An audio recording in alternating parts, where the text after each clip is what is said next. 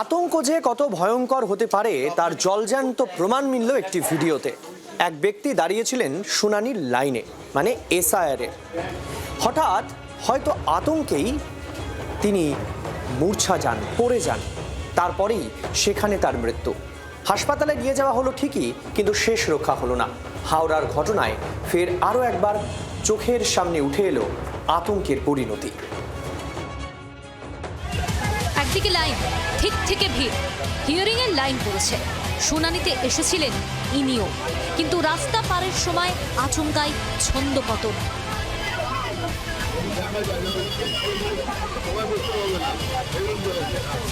মাথা ঘুরে পড়ে গেলেন রাস্তায়, দেখেই ছুটে গেলেন আশপাশের লোকজন। মুখে চোখে জল ছেটালেন, তাতে সাড়াও দিলেন, কিন্তু শেষ রক্ষা হলো না। হাসপাতালে নিয়ে যাওয়ার পথেই ঢলে পড়লেন মৃত্যুর কোলে।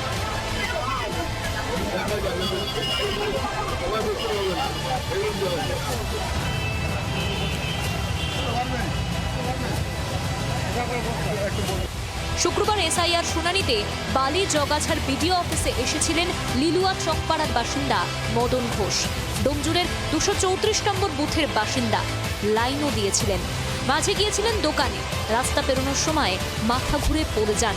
হাসপাতালে নিয়ে যাওয়ার পথেই মৃত্যু হয় মদনের। পরিবারের অভিযোগ, 2002-এর ভোটার তালিকায় নাম থাকা সত্ত্বেও শুনানিতে ডেকে পাঠানো হয়েছিল মদনকে, আর তা নিয়েই চিন্তিত ছিলেন তিনি। বাবা এক মাস ধরে চিন্তা করছিল কি করবে, ভাড়া থাকি, কোথায় যাব না যাব, কি করব। এক মাস থেকে কাগজপত্র সব রেডি করছে। আজকেও কাগজপত্র রেডি করে দাঁড়িয়ে আছে লাইনে, বলছে আমার চিন্তা হচ্ছে কি করব।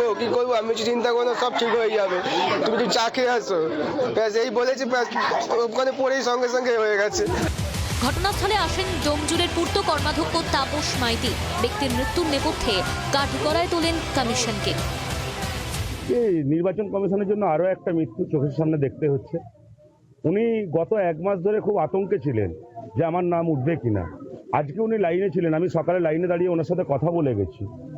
তারপরে উনি হিয়ারিং করিয়েছেন, মানে উনি নিশ্চিত হতে পারেন ওনার নাম উঠবে কিনা। এই যে চাপ উনি সহ্য করতে পারলেন না, নির্বাচন কমিশনের জন্য আজকে এই প্রাণটাও গেল। কখনো জেলা, কখনো শহর। এসআইআর এর কাজ শেষের বেলাতেও আতঙ্ক তাড়া করে বেড়াচ্ছে সাধারণ মানুষকে। এ তো আর সানস্ট্রোক নয়। কতটা চিন্তা গ্রাস করলে শীতের দিনে একজন মানুষ এভাবে রাস্তায় মাথা ঘুরে পড়ে যেতে পারেন? এই ভয়, এই টেনশন তো আর লোক দেখানো নয়। দেবব্রত ঘোষের রিপোর্ট, জি 24 ঘন্টা।